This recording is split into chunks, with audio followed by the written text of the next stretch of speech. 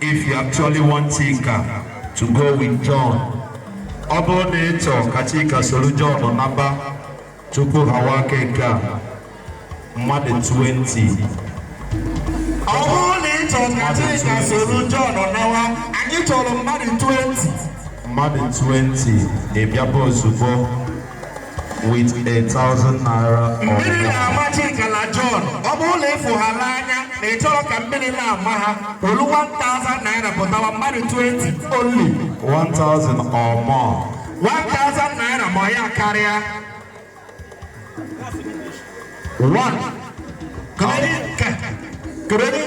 Or John, Chika Kine. Cow John, Chika Baby. Okay, Chika Baby. John. John, I want to see your people if they actually supported you. John, I actually from the Peruno. Mauna Hapadurogi, Keno Chika. Yes. They have to show us now Haga Kosia Keta. that they want Chika to go with them. I had to Katika Sorogi Lawa. 2. I enjoy from the Chika. We want to buy Iso. Take Iso and the Chika. Cow Chika, no Chika. On a Chika, no John, no Chika. Okay, John. Okay, no problem. I will go. Odogu sent to the Bemobele Sent to the production. I will go. John, I expected you to have more than Chika. John, I didn't to any carry a Chika. Does it mean your people are not here? Oh, but I don't know about John. Chika. Smile and smile. I can't do no yellow John. Smile, let your people. Smile, keep smiling. Lamo. Oh, mommy. Is it one John? So now I cannot draw fella. John, let me say you just have 8.5.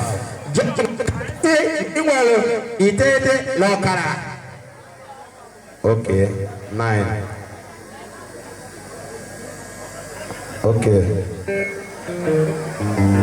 Chika, ndebo na potachago. Smile na. I foresee. I'm on no guade mobile ife. Joro,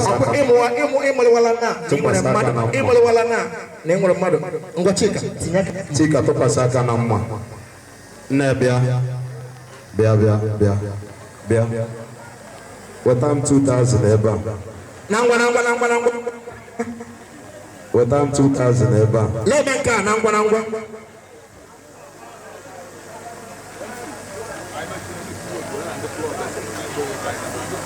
Chika, tukwasaka John, tukwasaka mana.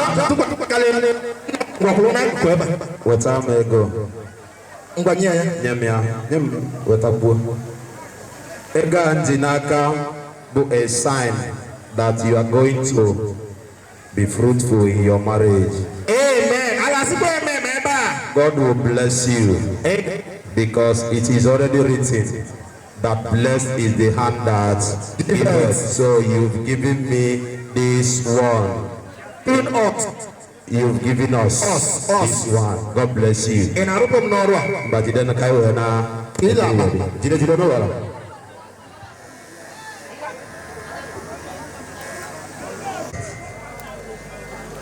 We are cutting this cake with just the number of kids you wish to born. Looking at John will enjoy having 12 kids. And Chika will be considering 10. John like 15. But Chuka Garcia 1, 2, 12. Easy money, a very big name. I see you. 10. The easy. You bought 10. Use 1 for tithe. 8, 7, 5, 6, 1, 2. 0, 3, 4. Because it was years ago. A book years ago. A book years ago.